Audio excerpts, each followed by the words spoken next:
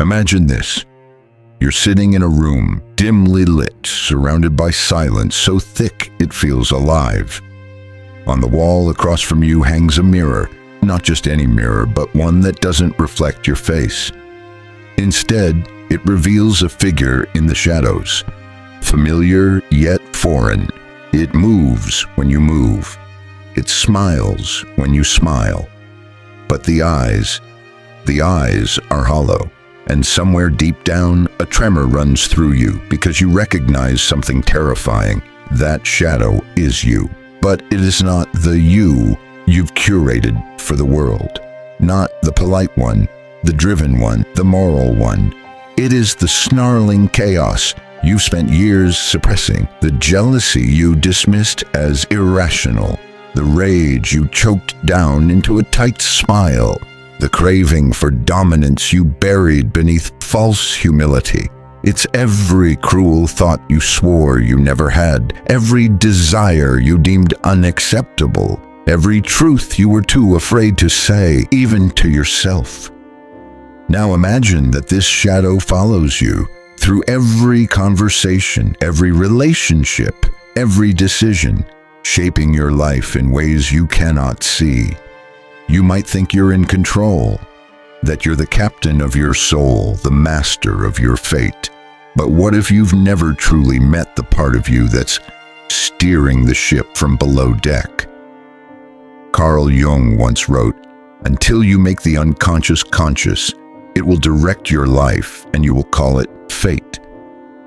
What if that thing directing your life isn't just an idea, but a force, silent, invisible, and coiled within you like a serpent waiting for the right moment to strike? What if your most destructive patterns, your failed relationships, your inner emptiness, your inexplicable anger, your self-sabotage, are not random flaws, but signals from this shadow trying to make itself known? You were taught to be good, to be kind, controlled, productive. You were rewarded for fitting the mold, for staying in line. But somewhere along the way, in your desperate pursuit of approval and identity, you began to amputate pieces of yourself. The parts that didn't fit, the ones that were too wild, too dark, too raw. You buried them beneath layers of social masks and moral pretenses. But here's the paradox that unravels the entire illusion. The more you reject your shadow, the more it controls you. Not from the surface where your conscious mind plays its logical games, but from the depths, from that psychic underworld where shame and powerlessness breed monsters. You pretend not to envy others, but the bitterness leaks through your voice. You believe you're being honest, yet you manipulate with subtlety and charm. You think you've forgiven, but the resentment simmers in your tone. You tell yourself you're free, but you're haunted by compulsions you can't explain. How much of your life is lived by a version of you don't even know?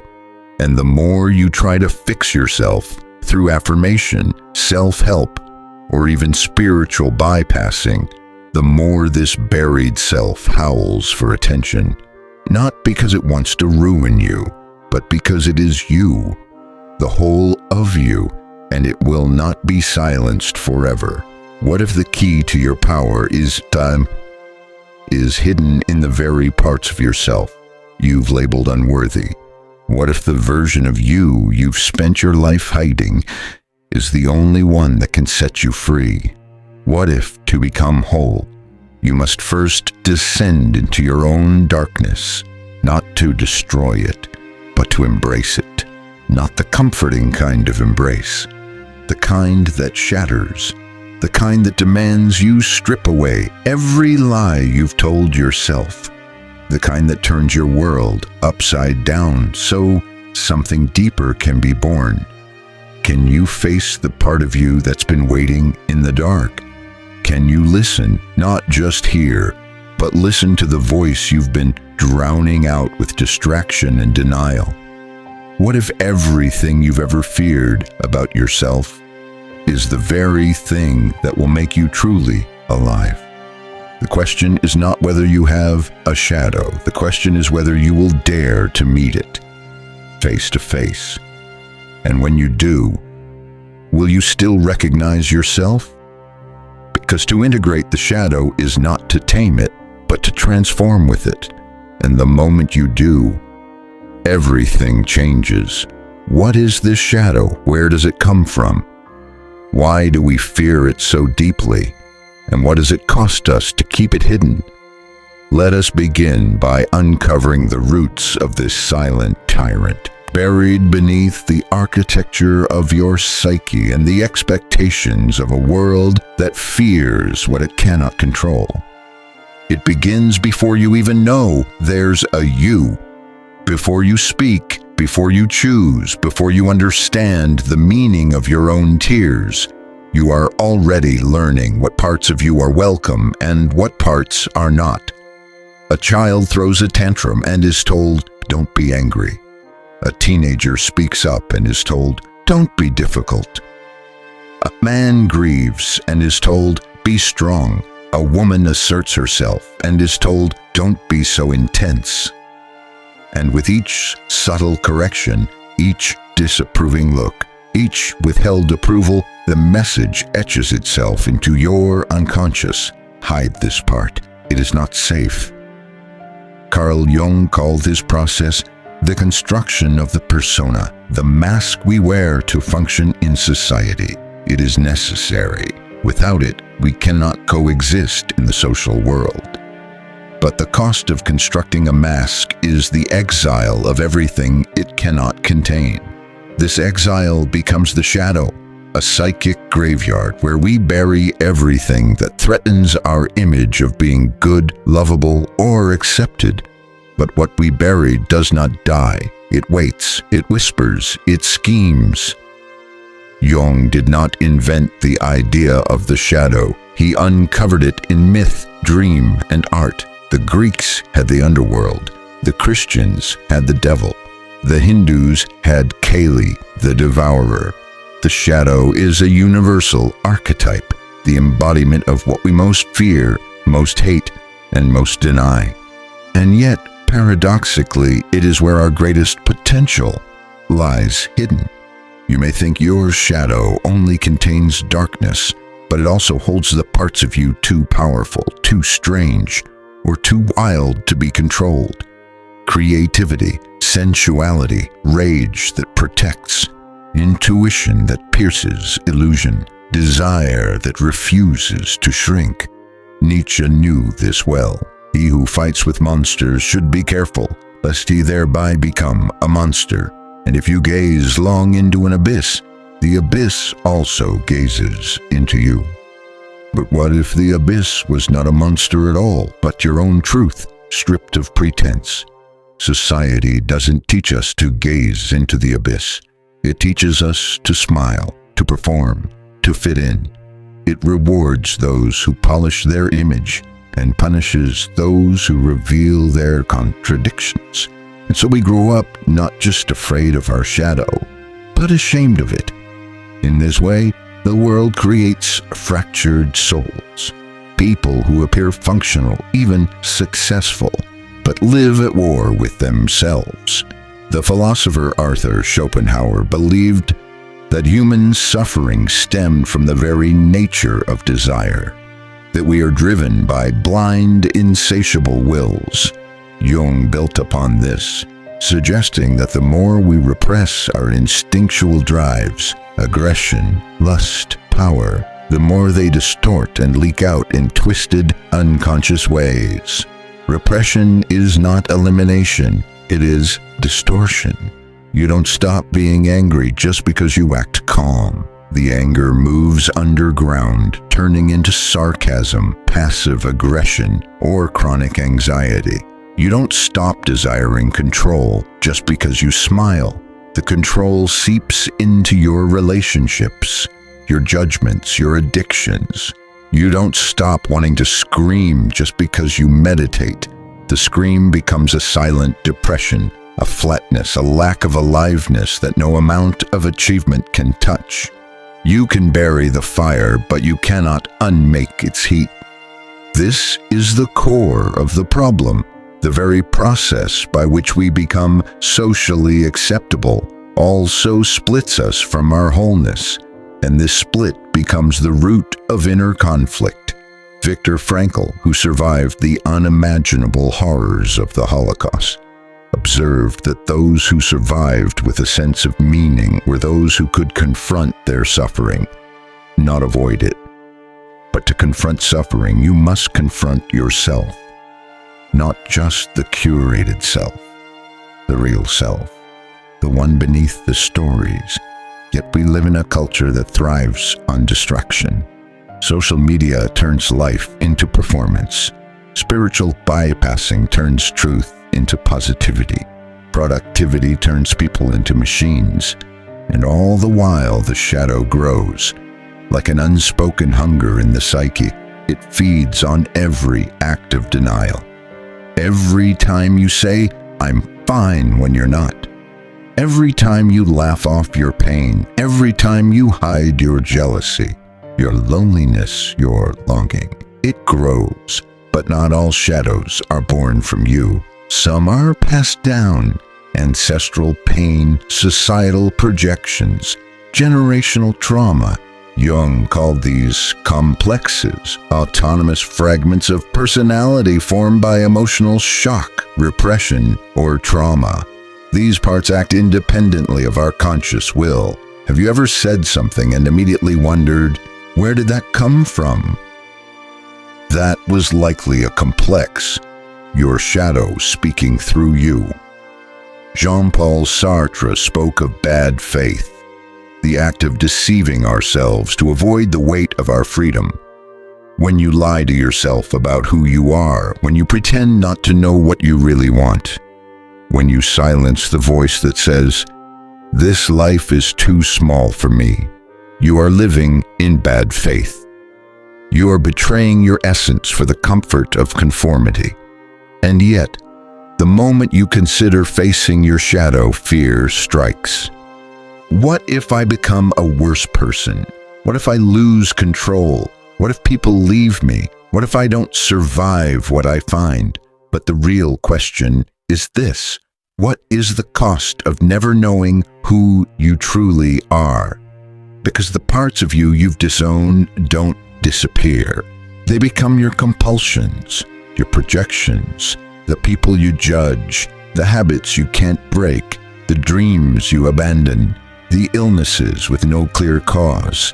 They become the hollow spaces in your soul that no achievement, relationship, or validation can ever fill.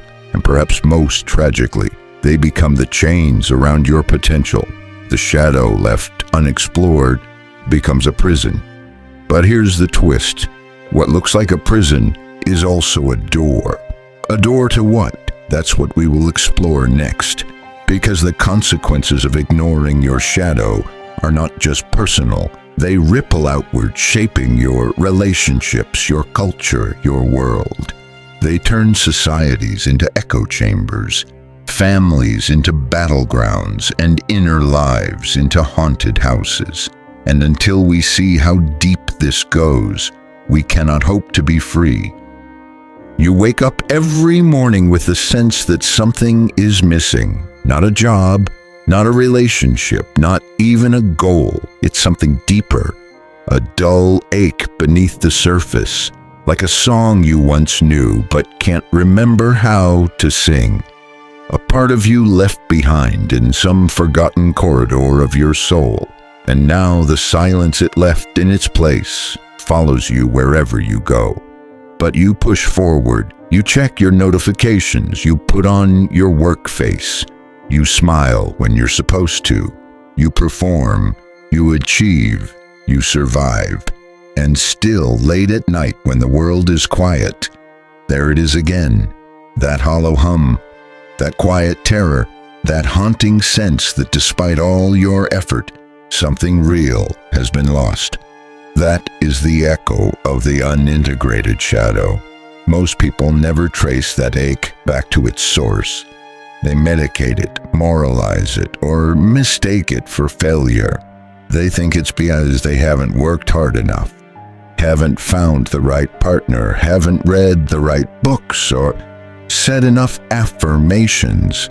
But in truth, what they're feeling is the life force that was exiled with their shadow, the primal energy they denied in order to be good. And this denial doesn't just haunt individuals, it haunts entire cultures. In the name of progress, we strip the wild from the world and wonder why we feel so numb. In the name of order, we vilify chaos and wonder why we are so brittle. In the name of goodness, we hide the truth and then are shocked when it erupts in violence, addiction, or despair. We live in a world that is in many ways a reflection of collective shadow projection. Carl Jung believed that what we refuse to confront internally, we inevitably project externally. The enemy, the outcast, the villain. Often those figures are mirrors for the disowned parts of ourselves. The very things we cannot tolerate within, we attack without. History bears this out in brutal detail. Think of the witch hunts, not just of Salem, but throughout Europe. Women who embodied intuition, sexuality, power, burned, drowned, silenced. Why? Because they mirrored the shadow of a deeply patriarchal, repressive culture. Or think of political ideologies that divide the world into pure and impure, us and them. These binaries are not just political tools, they are psychological defenses, primitive attempts to make sense of fractured world by externalizing inner conflict. Every act of collective dehumanization begins as an act of individual denial. The human mind, especially when unexamined, has a desperate need to preserve its image of itself.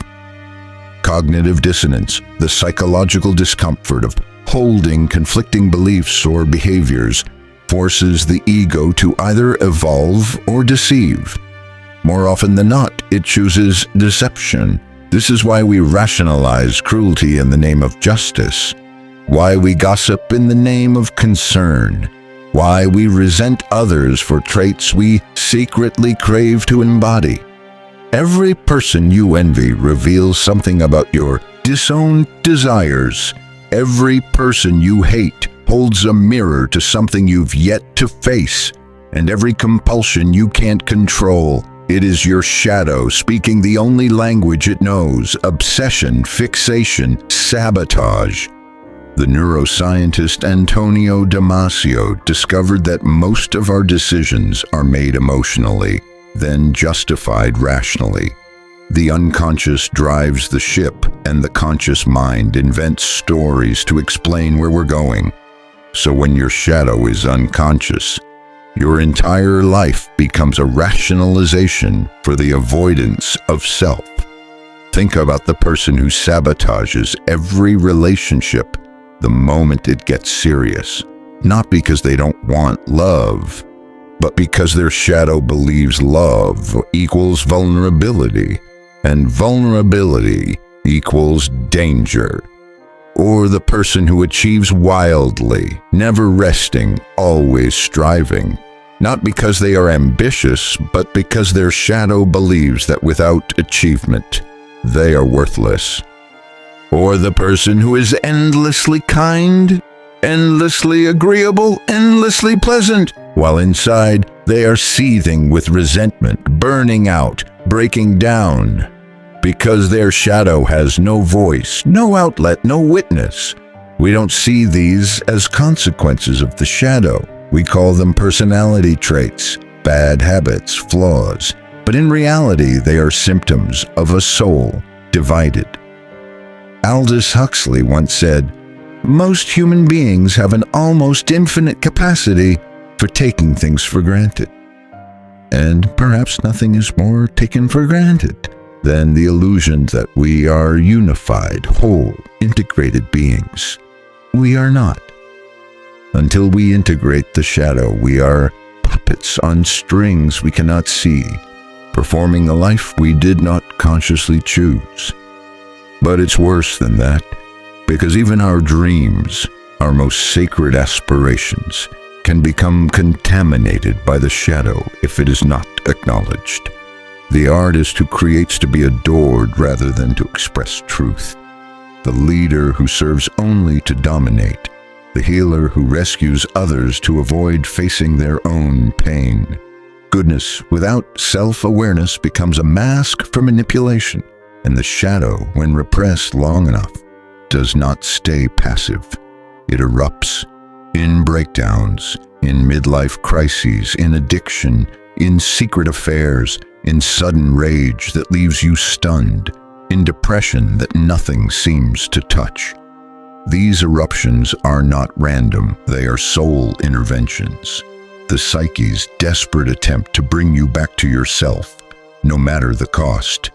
Because ultimately the shadow will not be silenced, it will be heard. The only question is, will you meet it willingly, or will you wait for it to devour what you've built?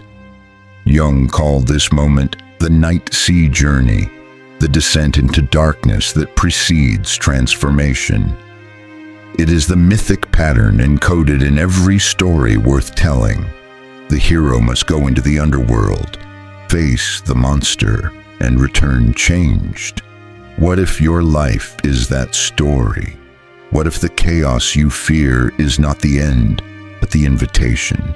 Because there is a place beyond the denial, beyond the fragmentation, a place not of perfection, but of wholeness. But to reach it, you must pass through the fire. The question is, how?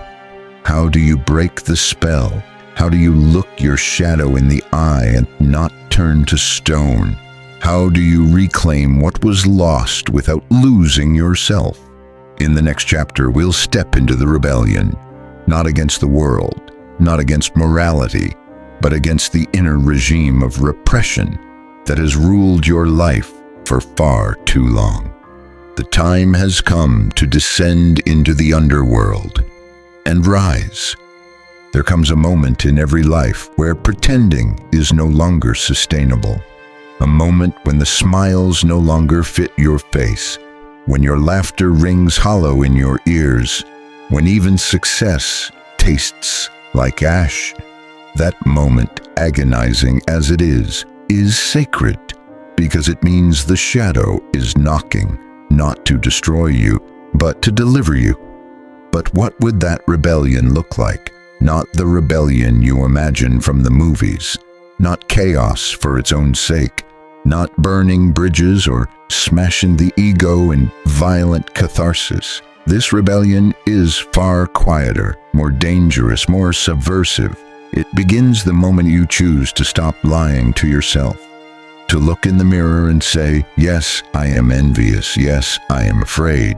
Yes, I crave power. Yes, I want to be seen. Yes, I resent the people I love sometimes. Yes, I am capable of cruelty. Yes, I have light, but I also have shadow. This is not self-condemnation. It is self-reclamation. Carl Jung once wrote, "One does not become enlightened by imagining figures of light, but by making the darkness conscious." Making the darkness conscious is an act of radical defiance in a culture obsessed with appearance. It is refusing to be a slave to the false self. And it requires more than introspection. It requires initiation. To integrate your shadow, you must do three things: witness it, dialogue with it, transform it. 1. Witness it. From repression to revelation. Begin here. With brutal honesty, look at your projections, the people you judge, the traits you despise in others. Ask, what part of me do they represent? What am I not owning? Journal your dreams. Notice your fantasies. The characters that emerge in those half-forgotten worlds are not random. They are messages from the shadow, symbols of what you've pushed underground. If you are terrified of vulnerability, the shadow may appear in dreams as a weeping child or a naked figure. If you fear your rage, It may come as a wildfire or a beast. If you deny your sexuality, it may come as seduction, scandal, temptation. Do not dismiss these images. Do not moralize them. Listen, because the moment you witness your shadow without judgment, something shifts. The monster becomes a messenger. Second dialogue with it, the alchemy of awareness. Once you see the shadow, don't run. Speak to it. This sounds strange, and it is, but it works. Imagine the part of you that you've denied, anger, lust, pride, sadness, as a figure sitting across from you. Ask it, why are you here? What do you want me to know? What would happen if I welcomed you instead of exiling you? What emerges may astonish you. You may find that your anger isn't evil. It's your boundary guardian, tired of being ignored. That your pride isn't arrogance. It's a forgotten confidence longing to rise.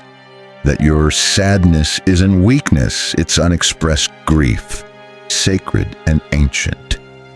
In Jungian analysis, this process is known as active imagination, a technique of engaging the unconscious through dialogue, art, movement, or visualization. It allows the ego and the shadow to speak in symbols and images, not just concepts. Through this dialogue, a strange and beautiful thing happens. Integration. The shadow softens, the ego expands. You begin to feel, perhaps for the first time, whole. 3. Transform it, becoming the wielder, not the weapon. Here lies the final stage, transformation, not by erasing the shadow, but by channeling it. Jung called this the process of individuation, becoming who you truly are by uniting the opposites within you. Not angel or demon, not light or dark, but both in conscious harmony. This is what makes the shadow so powerful, because when it is integrated, it gives you access to everything you once feared. Your anger becomes assertiveness. Your desire becomes creative fuel. Your fear becomes intuition. Your selfishness becomes boundaries. Your chaos becomes wild, holy genius. Think of the great rebels in history, not the angry iconoclasts, but the true alchemists of shadow. Frida Kahlo, who painted her pain in unapologetic surrealism. James Baldwin, who turned rage into prophetic prose. Carl Jung himself, who descended into madness, myth, and vision to mine the soul's gold. Malcolm X, who integrated the fire of vengeance into disciplined purpose. Eddie Hillesum, who wrote luminous spiritual truths from inside a Nazi transit camp, having made peace with her inner darkness. They did not escape their shadow, they befriended it. And from that union came power, not domination but depth, not perfection but presence.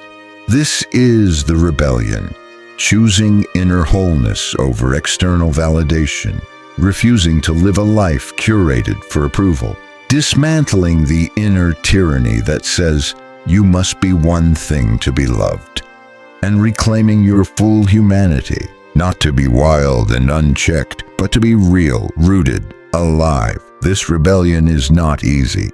It will cost you comfort. It will estrange you from the masses who still perform. It will terrify the parts of you that still cling to control, but it will also set you free in a way no success ever could. Because only when you have faced your shadow can you finally choose. Not react, not repress, but choose who you will be. That is freedom. And yet, the rebellion is not the end. There is one more threshold, one more revelation. Because integrating your shadow doesn't just change your psychology, it changes your reality. It dissolves the illusion of separation between good and evil, self and other, light and dark. It reveals the final paradox that the shadow was never your enemy. It was your teacher, your twin, your key. And once you see that, everything changes. What lies beyond the rebellion is not survival, not even transformation, but truth, and that truth awaits. In the final chapter, we will go deeper than ever before, into the ultimate realization, the secret Jung hinted at, but never fully revealed, not in theory, not in metaphor, but in the marrow of your being. The truth that dissolves the lie of a divided self and rewrites what it means to be human.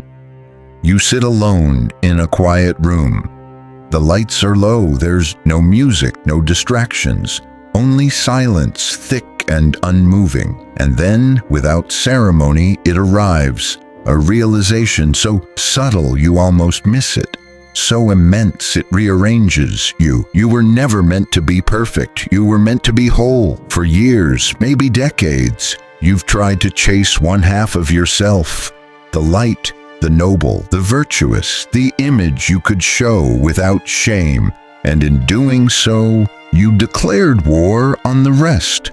But now in this quiet room, something collapses, something softens, and you finally see.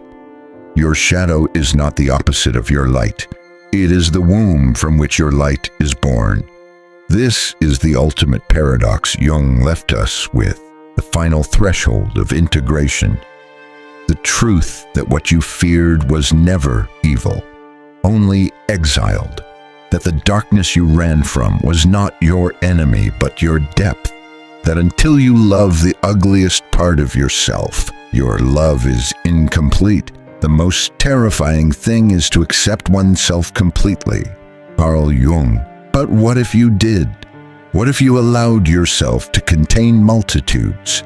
To be both predator and poet, sacred and profane, raging storm and still water? What if the moments you thought were your lowest were actually your most honest? What if the breakdown was a breakthrough?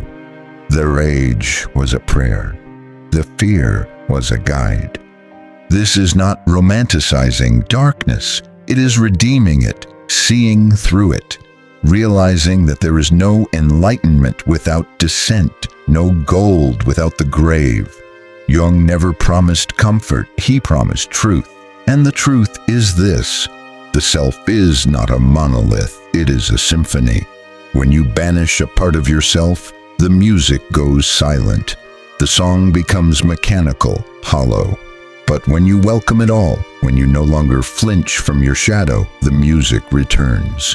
Not as noise, not as chaos, but as a strange, transcendent harmony, the divinity of the broken. This is where psychology dissolves into something deeper, something sacred, because the act of integrating your shadow isn't just therapeutic, it's mythic, alchemical, holy. It is the reclamation of your soul. And the soul, contrary to what modernity insists, is not efficient. It is not clean, it is not linear. The soul speaks in paradox, moves in spirals, dances with death before it embraces life. You do not grow by ascending. You grow by descending into yourself and finding the divine in the dark. Nietzsche knew this when he wrote, "You must have chaos within you to give birth to a dancing star." And it's true. The most luminous humans you know, the ones who feel magnetic, authentic, fierce, are not those who deny their shadow, but those who have learned to hold it with love. They've gone into the underworld and returned. Not saints, but warriors of wholeness. They don't pretend to be perfect. They embody paradox because they've tasted both sides of the self and made peace with the contradiction. This is the great mystery of shadow work, that by accepting what is dark, you become more light, not artificially, not performatively, but organically. Your compassion deepens, your presence becomes richer, your fear loses its teeth, your power becomes rooted, and perhaps most miraculously, you no longer need to be anyone but yourself.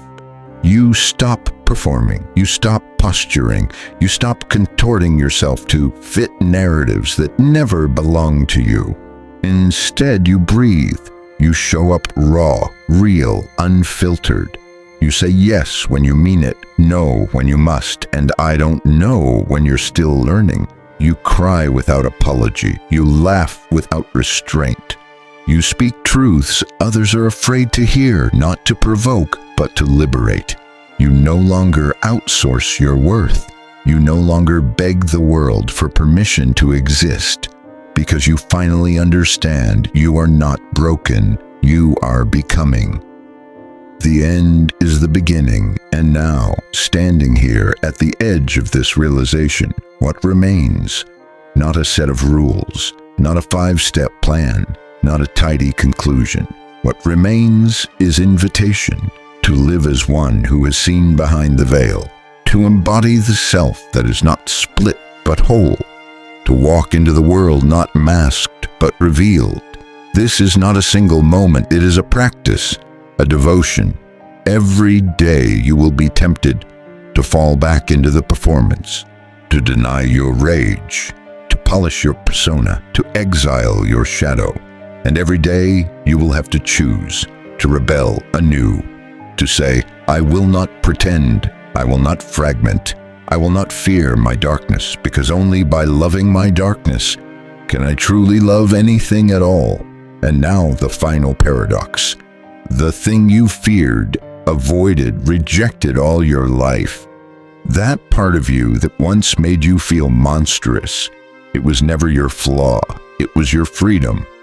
All this time, the shadow was not a prison, it was the key, not a wound, but the womb of your real self. You were never meant to kill it.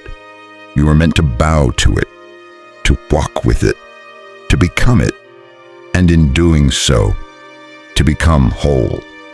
Now, take a breath. Feel your feet on the floor. Feel the pulse in your chest. And ask yourself not, who do I want to be? But, what part of me have I not yet dared to love? Because the answer to that question is where your real life begins.